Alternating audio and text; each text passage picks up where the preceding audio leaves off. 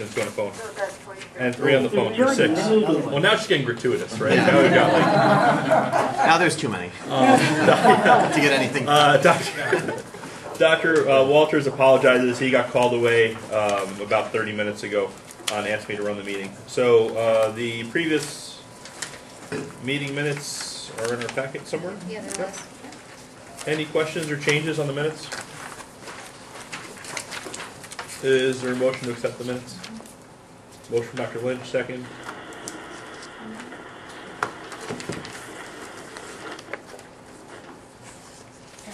Second.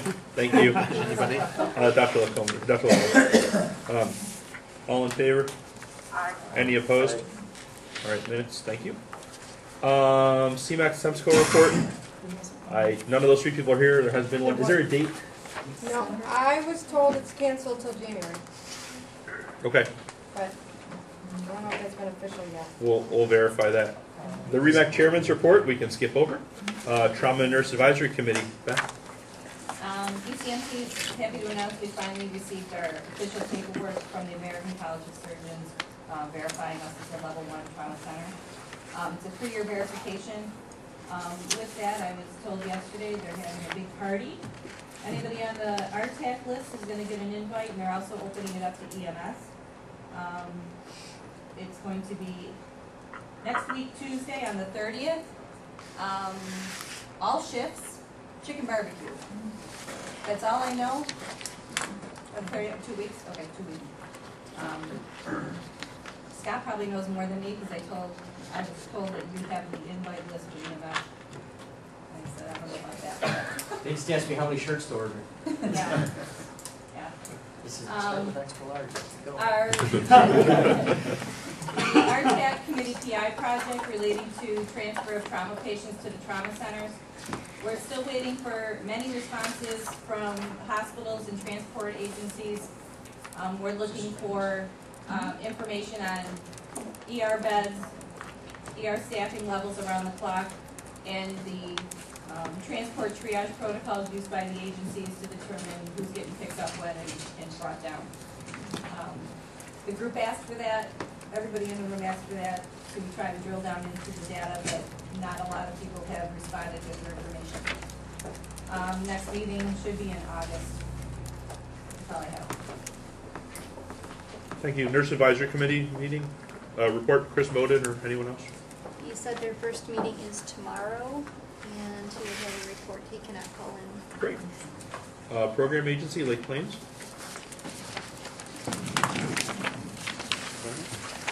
Just attached, we had a few trainings, a few medical directors to be changed, to be approved for tonight. For the EMT in transition, pretty much everybody has filled in their paperwork, getting it to us, except for Ransomville. We're just waiting for them right now. We've received quite a few annual skills from several agencies that are listed below on a sheet. And we're offering some nasal naloxone classes for first responders. Next one's in Niagara County and in Orleans County as well coming up. And that's pretty much about it. Okay. Any questions for Lake Plains? STEMS, Donna? I'll let Jen do it. Okay. Go ahead, Jen. County Council meeting and Upper Regional WREMAC Council meeting. This is late CPR's report this month. We currently have 35 agencies live with CPRs and 12 agencies implementing. We've updated the list of WREMAC preceptors on our website. We held a Friends and Family CPR course in honor of Community-Wide CPR Day on May 27th, and simultaneous courses were held at Jones Memorial Hospital and All-Star EMS. We had our kickoff to State Summer and Mercy's Light Open House at the Mercy's Light Italy General Hospital. We had a record number of children attend this year. A lot of great safety summer information was handed out and fun was had by everyone. We sent out a recruitment and retention survey to EMS captains and fire chiefs to determine what the need is in our region as far as EMS providers, drivers, all of that good information. We have a trust and abdominal trauma class coming up next week on Tuesday, June 23rd, and it will be live at Jones Memorial and broadcast at WCA, I'm sorry, All-Star and All-Star General. We have a health refresher course coming up on June 26th at Crossroads Training Center in Belmont. We're still gathering provider privilege applications and skill sheets for the June 30th deadline, and below that is a list of the agencies who have turned their skill sheets in ahead of time, and actually that list is grown since the report was in, so we're doing very well as far as that goes. We're still trying to collect HCS account registration forms from agencies in our region, and the list of people who still, or agencies that have still not completed that is there. And that's about it. Thank you. Any questions for STEMS?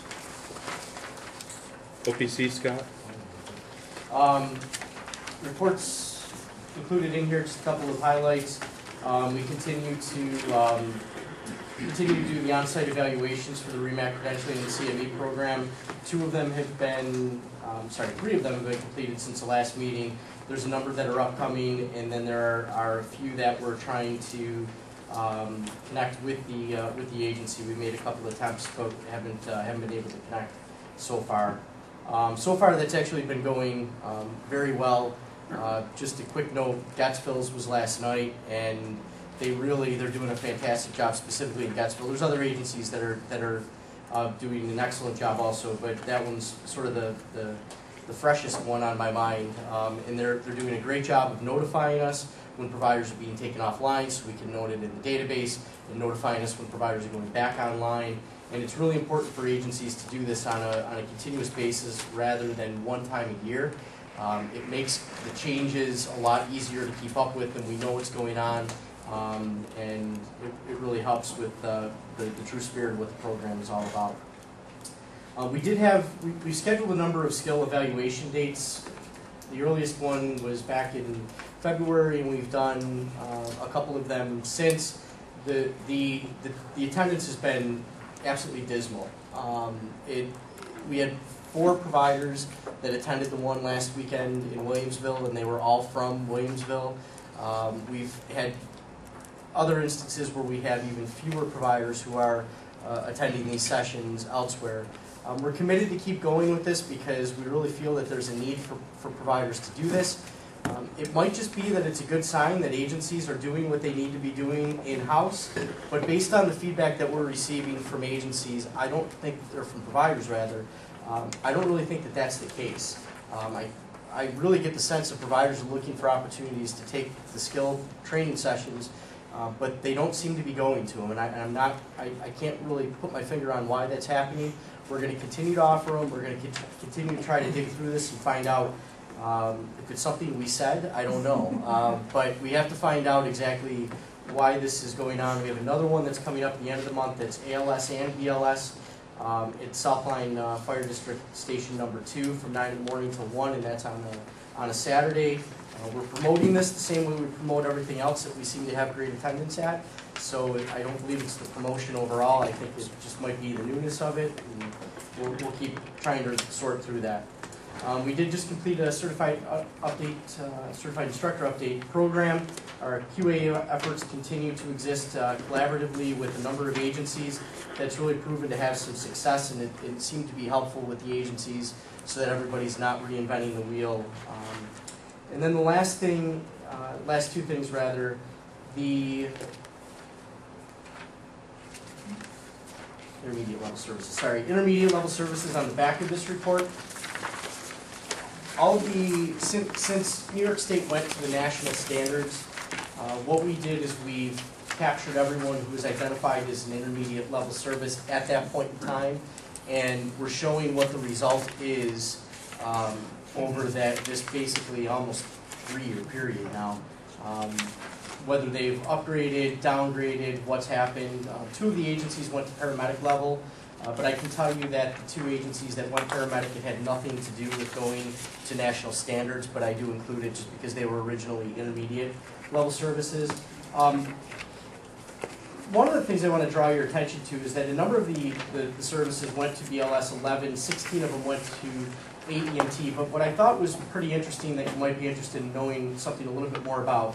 And I'm going to, just in full disclosure, the summary of providers, this is not exactly great data. It's just something to consider that needs to be looked at a little bit further. But before, we had about 27 intermediate level services, and we had a little over 200 intermediates in those 27 services.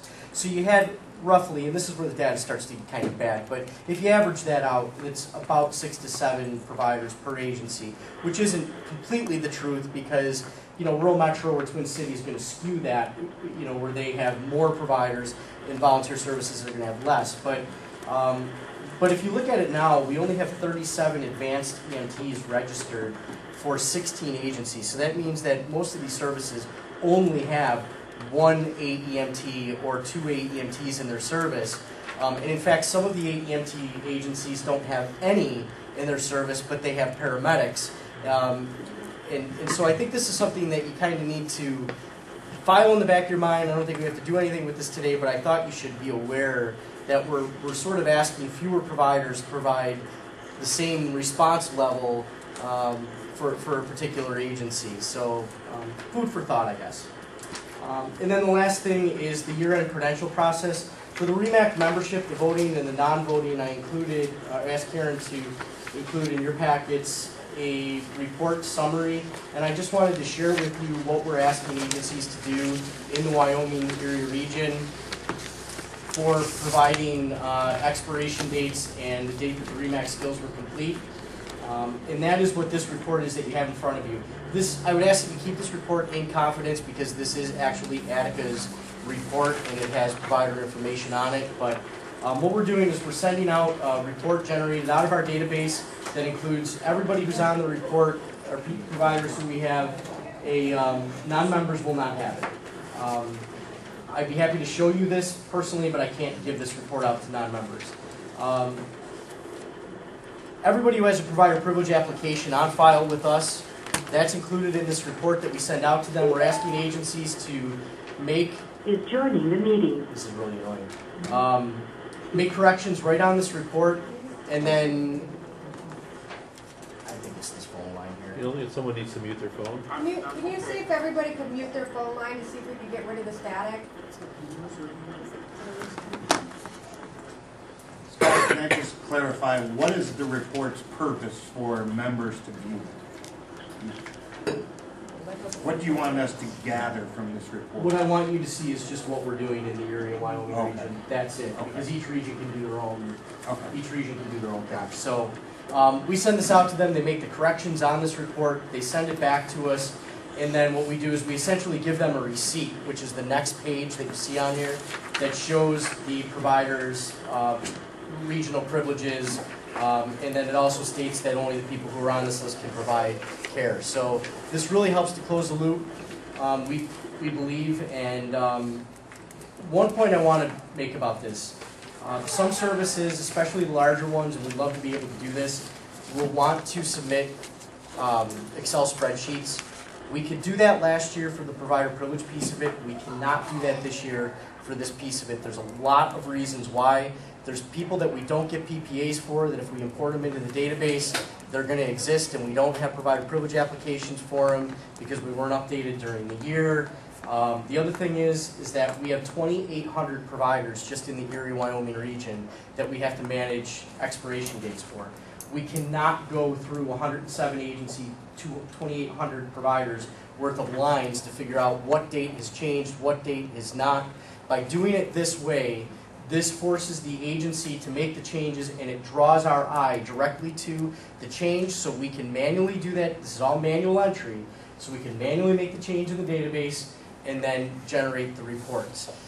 I can appreciate that there's going to be some frustration with this process. I wish there were a better way, but this is a part of, we just have to all work together on it, and I need people to meet us halfway on this, and I need the change to be actually on the report that we send so we can see when there's a change and we know when there's new providers and make the change appropriately in the database. So I apologize up front to the larger services because this is going to affect you the most, but it is what it is. We do have a plan in place to try to go towards something a little bit less archaic in future years, but it takes a lot of money. So we're trying to work toward that. So that was the point of sharing that with you, and that's my report. Scott, can I Yep. take a quick look at that? Oh, yeah. Apparently they can't have the static. Any questions for Scott? Okay. ALS protocol. The only thing I have is that we've noticed, I think, some of the providers have been operationalizing the excited delirium protocol liberally. Most combative, agitated patients are not, in fact, excited delirium patients. I think this is a misunderstanding on the part of some of the providers rather than an intentional thing to not do the right thing. And the reason why it matters is if your patient has excited delirium, you can get on that protocol and give benzos on standing order, as opposed to having to stop and ask. So I would just ask medical directors sort of to be aware of that, agents to be aware of that, and see if there's an education piece they need to do in their own agency. It probably will come up again when we roll out the collaborative protocols, but just sort of to keep in mind something we've noticed. Do the collaborative protocols have benzos on standing order? I think, I don't know. One way or another, we'll need to educate people on whatever the answer is. I don't know. QA and education. Dr. Kenyon was the former committee chair. Dr. Walter says I need to solicit for a new one because someone needs to look over some of the nursing and trauma pediatric courses for nurses who need those to fulfill pre-hospital requirements. So is there anyone who would like to take over QI and education? Okay, well, if you would like to, let Dr. Walters know, and he'd be more than happy to have you. I have nothing on national standards. Old business, proposed protocol changes. Are there any others? Not that I know. No. Very good. Hospital utilization policy.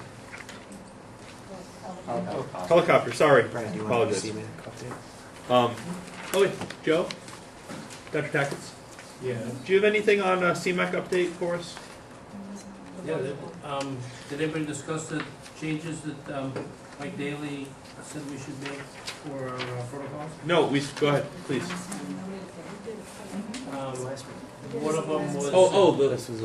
I'm sorry. We did it the last meeting for the protocol changes. Oh, right, I'm sorry, yeah, what Dr. Walters did. Do you know when the next meeting is going to be? That was the thing that we were unsure about. They don't know, September? I just checked the email, it said December 8th and 9th, but And that there's was, this whole let us know if you're available. Okay, And then I don't know if they're. so we're they at actually the scheduled doodle it. poll phase, So, not yeah, I the think they scheduling were. phase. December to You January. may know more, I so. guess it was September, there was some issue with it, so they told us definitely not September. And then, since the next one was January, they Yeah, told me she's, plan on that one, so. Gotcha, yeah. okay. The last email I got was it was going to be a date in September and it was pushed to January meeting to March or April. Okay. Yeah, that was February, January. Okay. Thank you. So we'll try again. Helicopter utilization policy. Darren, call me, I think. I have a question on the helicopter policy. Sure. I'm looking at criteria, and I think there's a bold statement that says cardiac arrest normally should be excluded from these criteria. However, clinical judgment should dictate the best course of action.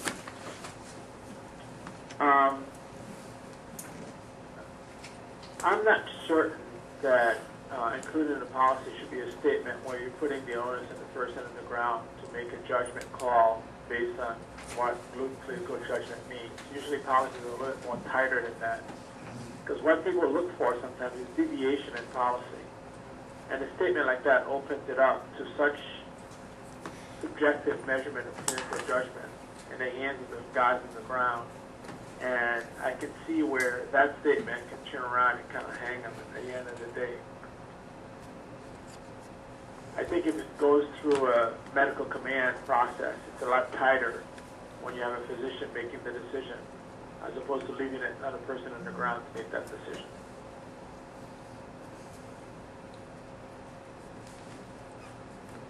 Thoughts? I think wasn't our original policy that they were excluded? Mm-hmm. Yes. So I think that statement allows a very vague process where deviation from policy is almost always what individuals look for, especially legally. And when the policy is not tight, it gives you vagueness, and vagueness of it just gives you enough noose to hang yourself with. I'm wondering if there's any safety issues regarding cardiopulmonary resuscitation in an aircraft while it's flying to a trauma center. Is there any safety issues that would prevent that? As long as the aircraft has accessibility to the patient. Can I go back to my every aircraft. Does anybody agree or can comment on the nature of that statement and how it belongs in this policy? I mean, or am I fishing sometimes? Henry, maybe it would be helpful if you would give us your recommendation for a substitute. Are you suggesting we remove it? Are you suggesting we alter the statement? I guess we're not sure what your recommendation is. Okay, my recommendation is to remove it. The whole sentence. Cardiac arrest, I exclude it, you exclude it.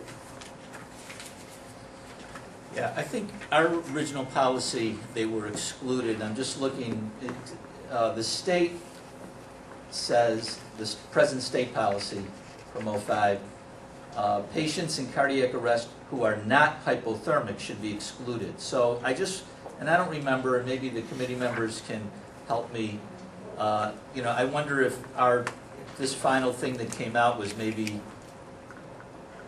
a little bit of a hedge to try to agree with the state without actually mentioning hypothermia. Another option is to... Well, there's been a study about hypothermic protocols and whether or not they need helicopter transport. The study was done on Portland, and the data showed that, time is not that much of an essence. As a matter of fact, they started hypothermic protocol in the field, and that did make a difference in long-term outcomes and both short-term measurements of cognitive rehabilitation. So I don't think a helicopter is a necessary. Based on that study alone, I don't think rushing the patient to the hospital using a helicopter service is the necessary route. Perhaps kind of a better way to clean this, if we want to leave the clause in there or not. If we want to leave it in there, I think, why don't we change good clinical judgment to medical direction must be contacted. That would make me feel more comfortable. Me also. I would agree with that change. I guess my question in all of this is, in the last part of the second page, it says, this guideline is not intended to specifically define every condition in which air medical service should be requested. You should use good judgment at all times. So to me, that's the overlying thing that addresses everything else, which tries to show that you're not in deviation if you don't follow that. So, sort of in lines with what we spoke about earlier, I don't know why you need that sentence reiterated in this one bullet point in particular. Same thing why I sort of advocated for a time frame, because we know at the end we're saying these are just recommendations. You're not wrong just because you follow them. And so, by the same token, if there's a time frame in and someone transports someone in a shorter period of time, doesn't mean they're automatically wrong, because this last sentence hedges the rest of the document. So perhaps this should be titled... There's a fundamental difference between a policy and a guideline. I think we should change it. We should just call this a guideline, since that's really functionally what it is. Okay, then it should be a guideline, not a policy. I agree. I mean, we have policy statements, only because that's like a current piece of it, but I agree that this is functionally a guideline. Okay, then I propose that we change the heading to air medical utilization guideline. I think the consensus is in favor of that at the table. You good with that, Steve? But, yeah, I have no problem with that, but I think we should still change that, make that change, and I'm not sure, patients in cardiac arrest should be excluded from these criteria unless ordered by medical control. How does that sound? As long as medical control knows whether or not they can perform CPR in the back of the helicopter. We're pretty limited on space, and we can't quite often. Well, I think that's what requires the phone call. I think it's hedged already. I think certainly our functional understanding is, if you call medical control, you can do just about everything. Right. Right. So I guess I'm in favor. I don't think you need that last sentence. I don't know. Maybe if you guys, I don't know what. Maybe if you guys could explain what your thought process was that in putting that in, was there a bigger discussion about it that maybe we don't know about, or? Which last sentence? I'm sorry. However, good judgment should dictate the best course of action. Oh, okay. Well, that was because we referenced clinical judgment throughout the rest of the document. Understood. And based on the controversial, because there's multiple sides to that coin. If you're going to transport someone in cardiac arrest and you're 45 minutes from your closest facility, why would you do that by ground if you have another option to provide? I totally agree. I guess I think good clinical judgment is the overlying thing in the entire paper. Right. Totally agree. I agree. My question was, why is this bullet point specifically reiterating good clinical judgment when it theoretically applies to all the bullet points? It's true. Yeah, it's redundant. You know, Right. like, That's fair enough. because I totally agree. There's some patients potentially who meets this criteria. I agree, Steve, with your point about just deleting the last part and inserting this clause there that says unless ordered by medical direction. Why don't we just, why don't you say a whole another bullet point saying ordered by medical direction? Because again, that applies That covers to everything. You know? So Well, one, this two. is a specific clinical scenario, as I see in the guideline, that is asking the folks on the ground for clinical judgment, which is vague, and whether or not, even though in the past cardiac arrests are normally should be excluded. So that's the dilemma. So I agree that the statement should not stand as is. Eliminating it was my initial request, but the addendum about medical control having the final onus on it is probably much more appropriate. I think it's going to be left there. I mean, the cardiac arrest transport is really not an air medical problem. It's a decision that should be made oftentimes by the crews, but also frequently by the online medical direction to decide. So I think that having that involved here is perfectly appropriate. In most codes need no transportation, air, ground, or otherwise. Buggy. The buggy. Rickshaw. In reference to the medical direction, I think that clemency, that's actually referenced on number 6 of the. Oh, sorry. Which is the original number 6 Yeah. of the state policy. The goal of this, just to circle back, the goal of this was there was 3 different, policies that contradicted each other. There's a WREMAC policy, a WREMAC protocol, and a state policy. Yeah. So then take out the bold statement. It's redundant and confusing. Yeah. Okay. It might be useful to move the disclaimer at the very end, also at the beginning. We're going to keep that under purpose. So your mindset is established before you start to get into the meeting. Before you start reading it? I think that's reasonable. Very reasonable, yeah. What did we do with the cardiac arrest now? So I think where we are so far, and please, anybody jump out, correct me if I'm wrong. I think where we are so far is we want to call this a guideline. We want to delete the words, however good clinical judgment, in the cardiac arrest bullet. And we want to move, this is a guideline from the very end of the policy to between the purpose and the criteria. I was just going to comment that historically, the reason that protocol was originally developed quite a few years ago was because the interior configuration of the helicopters being used at that time did not allow for more than one provider access to the patient. And if you were able to squeeze another provider into the helicopter, he was pretty well squished into a corner and wasn't able to help at all. And that was, as I recall, the reason why locally that was originally developed. So the interior configuration and crew staffing on the helicopters changed. Perhaps it would be worth relooking at. I think the way it sits now is appropriate. I want to remind you too, the only problem we're fixing, as Don mentioned, is that we had 3 protocols. And the helicopter people can help me here. There's really not an issue that we're addressing that's a problem out there. It's just simply, we had 3 protocols and we tried to mirror. There was thought of just scrapping our 2, going with the state, but there were some objections. And the final decision was, well, let's take the states, let's fix it, and then let's take that to the CMAC as a suggestion for them to update theirs. So we're not fixing a problem that's out there. As far as I know, we're just melding 3 policies. So, and then the other discussion at the meeting last time was the question Dr. Walters brought up about a time frame. Are there any suggestions or recommendations about what potential wording would look like that we could discuss for adding a time frame recommendation. Again, understanding that all of this is subject to, you know, this is a guideline and everything else. Is there any, was the work group able to come up with any thoughts or suggestions? I can approach that, Dr. Clemens. Yeah, thank you.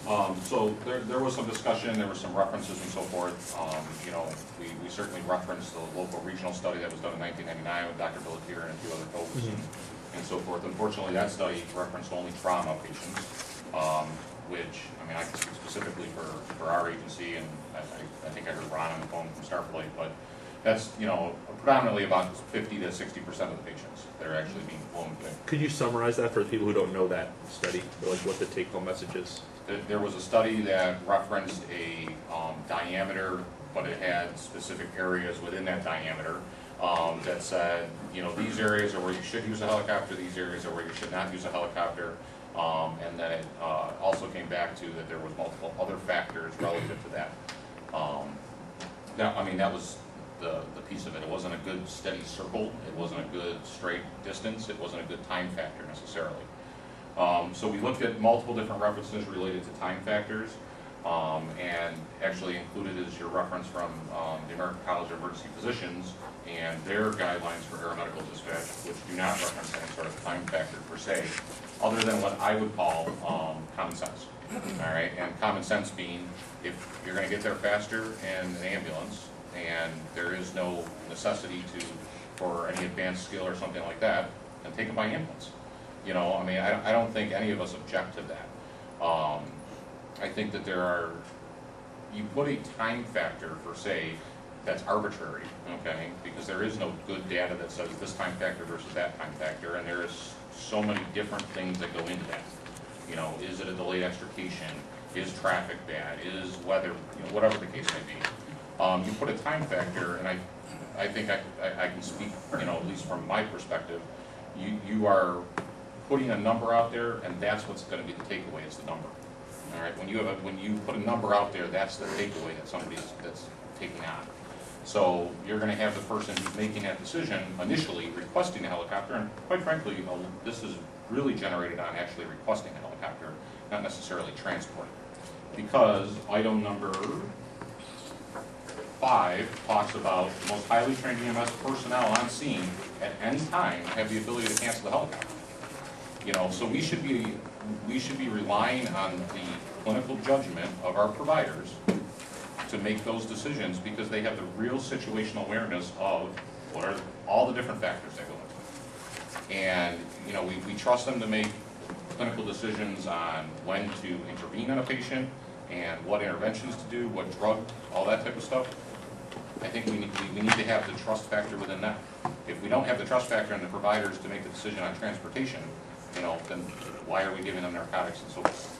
Which, obviously, you know, my stance is. See, I guess I disagree with that, because I think we are, but we need to give them guidance.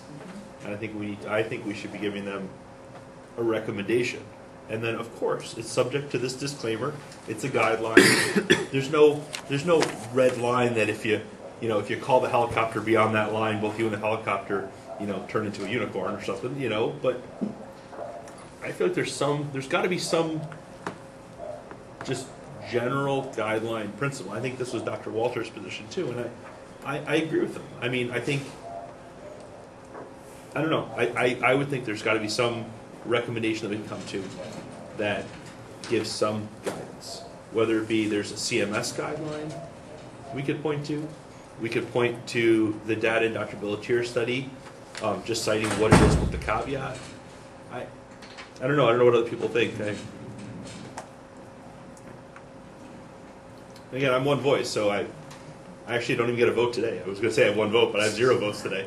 So, other than the bold statement recommendation and the guideline heading, the rest of it, I think that, you know, Brian and I have talked about this a number of occasions over the last 6 months or so, and that pretty much reflects what I think is a fairly tight recommendation based on a lot of clinical basis.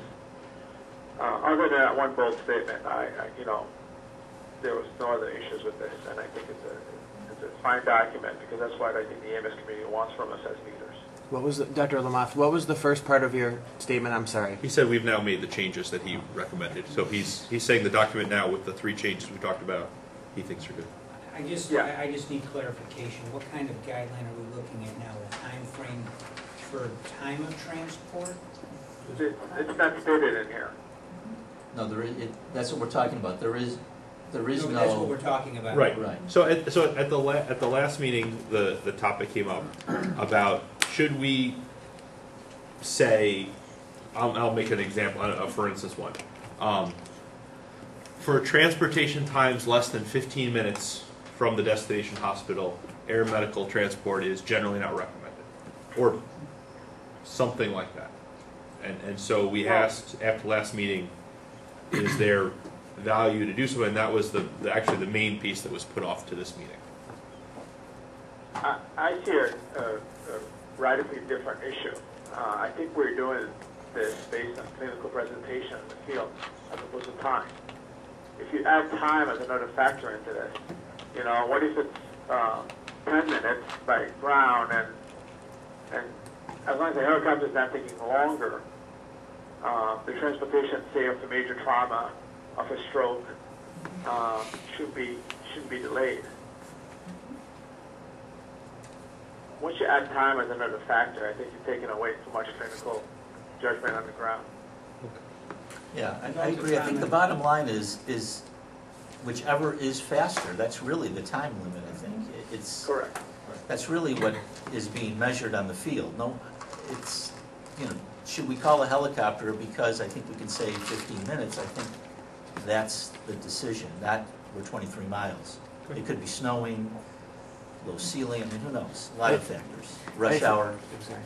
How do you had your hand up? No, I received a call yesterday from the Allegheny, and it's not addressed in this policy, but the question the Allegheny County Sheriff's Department, they apparently put a committee together about the dispatch of helicopter utilization.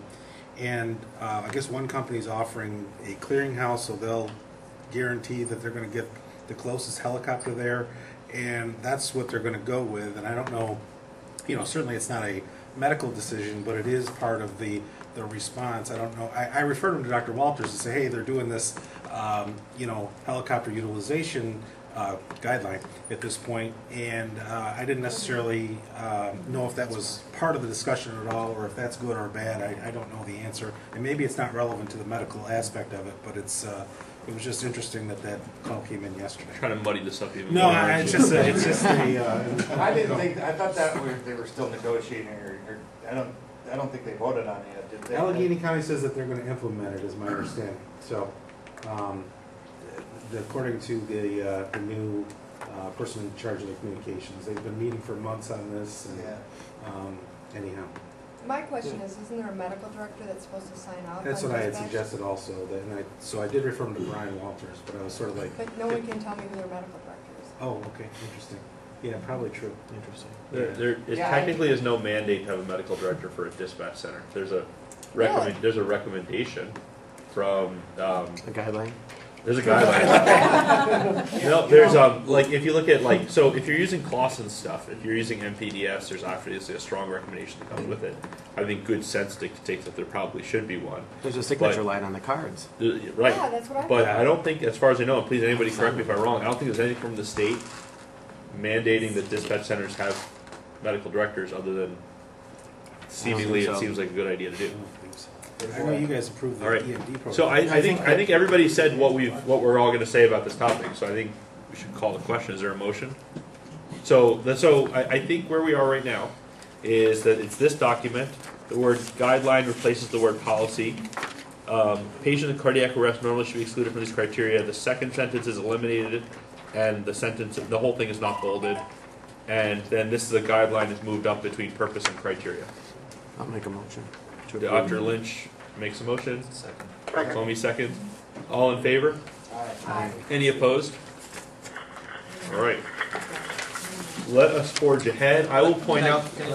So whoever's going to present this to the CMAC, maybe with the hopes of them revising the state, you know, bring up that issue to have them debate, because it's highly debatable, time, miles, or however you word it, and I don't know if there will ever be a satisfactory, clear-cut criteria. I have 13 minutes to get this meeting done within an hour. Let's do it, folks. Mid-level providers giving medical direction. The last we heard from the state is that that is for PAs and not Do we nurse need 3, 4, practitioners. and 5 on old business? Oh, I'm sorry. Apologize. Base station course is July 2nd at Erie County Training Facility, which is here. It's called the Fire Training Academy for everyone except Scott Wander. REMAC Policy 202-1, there's been no movement on this. I know that because I was responsible for it. And we are still looking for an educational committee chair. No one's volunteered to do it since I asked for that 15 minutes ago. New business. What was the question about medical directors giving mid-level? Mid-level. It was that issue though, right? Yeah, I honestly don't know. He just. I think, you know, we keep getting this question as different agents, as different hospitals are seeking to do medical direction. That was our last answer. I think it makes sense that the REMAC formally ask the state if that is their position or if there's anything change on it. I'll give you the formal answer. Oh, good, perfect.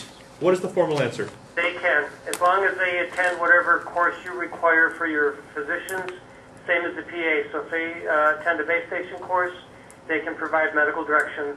Again, the state's view of this is we're looking at facilities with under 15,000 visits, but there's nothing precluding that at higher level visits as well. So I would, first of all, thank you, Dr. Young. I would recommend, since historically the REMAC has taken the position that it's PAs only, following what our understanding was correct or not of the state position, I think that the REMAC should affirm that both PAs and NPs can give medical direction if they've taken the course. Is there any discussion on that? I have a comment about that. Yes. I think there should be ED PAs as opposed to.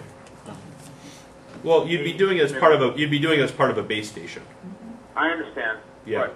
But they're functioning in the ED as their provider. Right. I agree with the base station area and all of the above. So, and Brian, there is a state policy on it, and it actually includes registered nurses as long as they meet the 405 standards for working on the emergency department and have ACLS. They're allowed to have a base station course and provide medical direction.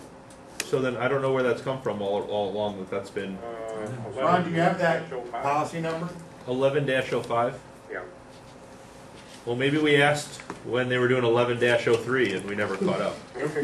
There were issues because downstate, I don't know if it was New York City, but downstate they were even trying to utilize paramedics to give direction, and that was a discussion several years ago at state council. But The other thing you need to realize is an RN cannot give direction independently. The physician would have to be present in order for her or him to do that. Otherwise, they're acting outside the scope of practice.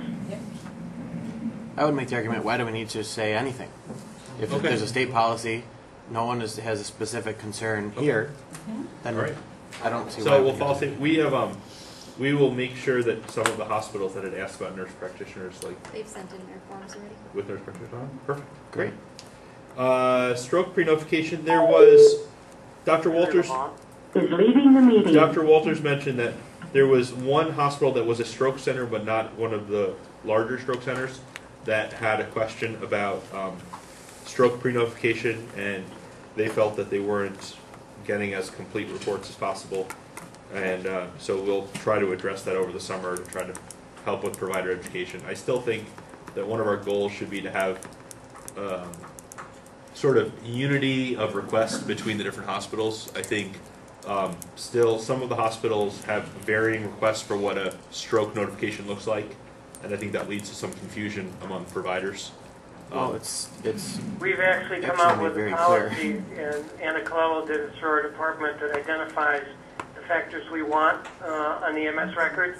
Basically, time of onset, the stroke score, whatever system you're using, Cincinnati or whatever, etc. So that's all been defined, and that's actually been shared with the EMS Council at the state level. I actually think the state policy is really well done, Dr. Young.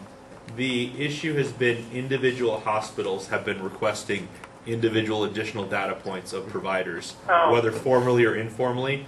And I actually agree that the state policy, I think, is what should be the overriding thing, because it sort of leads to confusion as providers are trying to do the right thing.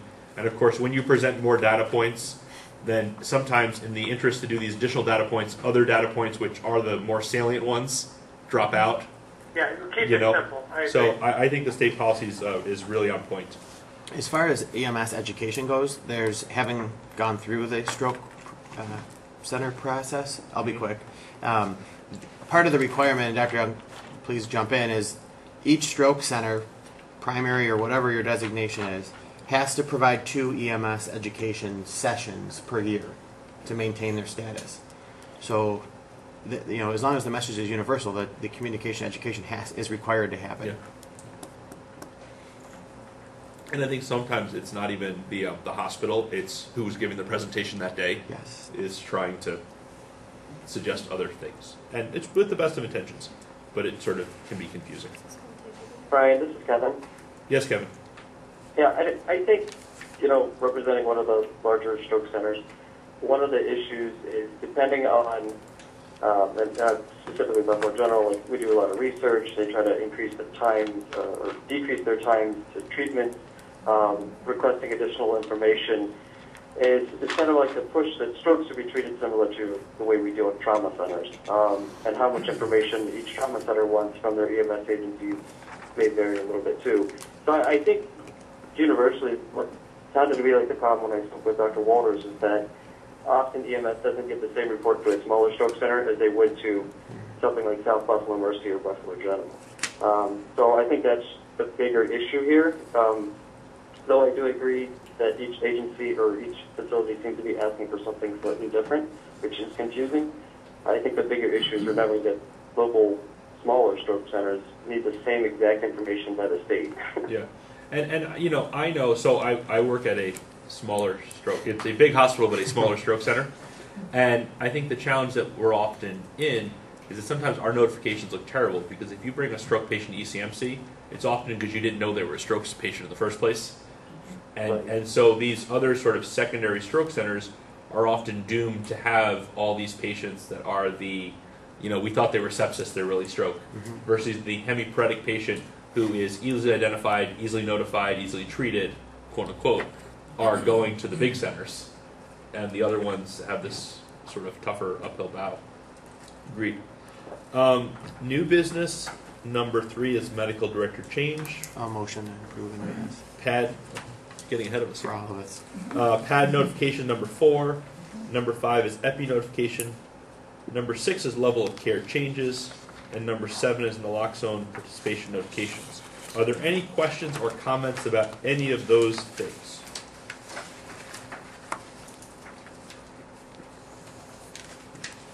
Is there a motion to approve all? Is Dr. Lynch. Is there a second? Second. Thank you. All in favor? All opposed? And finally, not on the list but important, is a motion to allow Dr. Walters to carry out the business of the REMAC over the summer, pending approval at the next meeting. He has to promise to not secretly name anyone the QA or education head as a term of this motion, or even worse, name anyone the chair-elect, because that would really be heinous. Is there a motion?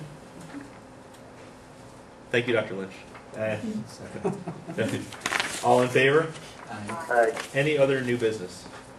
Quick question on Ebola. Where do we stand with that? Theoretically, every 30 days we're supposed to be maintaining training and doing all this stuff, and we haven't heard nothing about Ebola in at least 4 months that I know. Dr. Young, are you able to address that? Oh, yeah, well, would you specifically, are you talking just about EMS, hospitals, what do you want to I think the question is, or at least certainly my question is when do you anticipate the ambulance agencies will be able to stand down from the commissioner's Ebola order?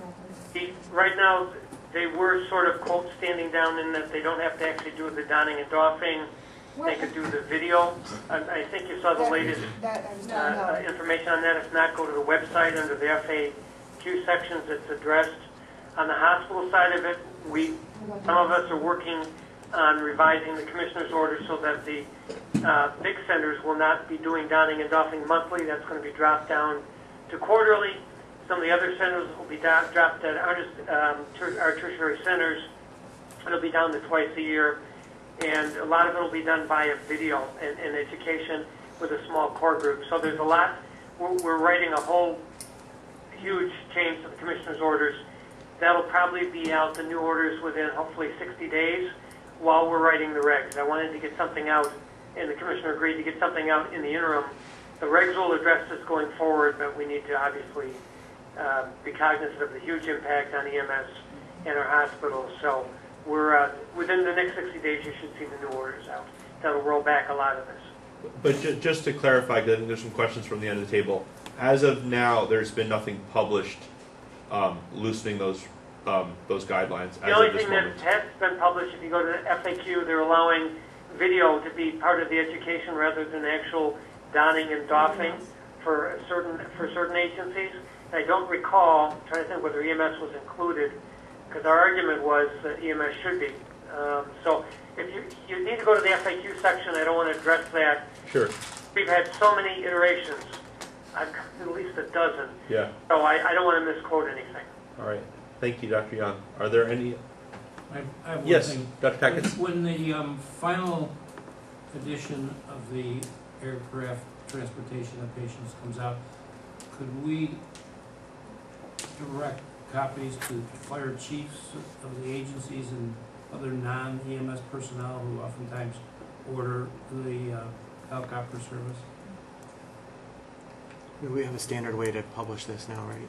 So the program agencies are responsible for disseminating this kind of information. I would expect that they would put it out, even though it's the guideline, use whatever method they do for policy statements to put out this guideline that same way. I would assume that's what you guys would do.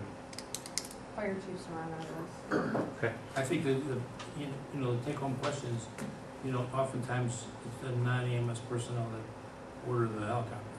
Sure.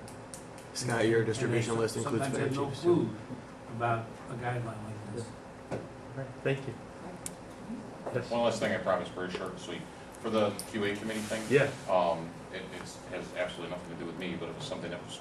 Be careful, you may get volunteered for it. Is there a way on the WREMAC website to have like a QA submission thing for not just, or for hospitals, for EMS agencies, for so on and so forth, where they identify a call that's either good or bad? I like the good side of it, but good or bad, and that could be routed to the WREMAC committee. The person that brought this to me was concerned because they had some concerns, but they also had some positive feedback, but they didn't know who to contact because it was smaller agencies. It wasn't the Rural Metros, Twin Cities, Mercy Place, Trans Ams of the world. It was smaller entities and so forth. Yeah, I think that's a great idea. We also, as part of stuff that the fellows are going to start doing, and they start July 1st, thank goodness, we're trying to do that kind of outreach, so that might also be something for them to do. That would be great. Will they be on the QA committee? Yes. They'll be happy to know. Is there a motion for adjournment? Or is there any other new business? Is there a motion for adjournment? I made all the motions. I'll make Dr. Lacombe. All right, thank you. All in favor? I just second. Any opposed? It is 1:59. Have a good summer. Good job, Dr. It was getting closer, Don. I was like, damn you.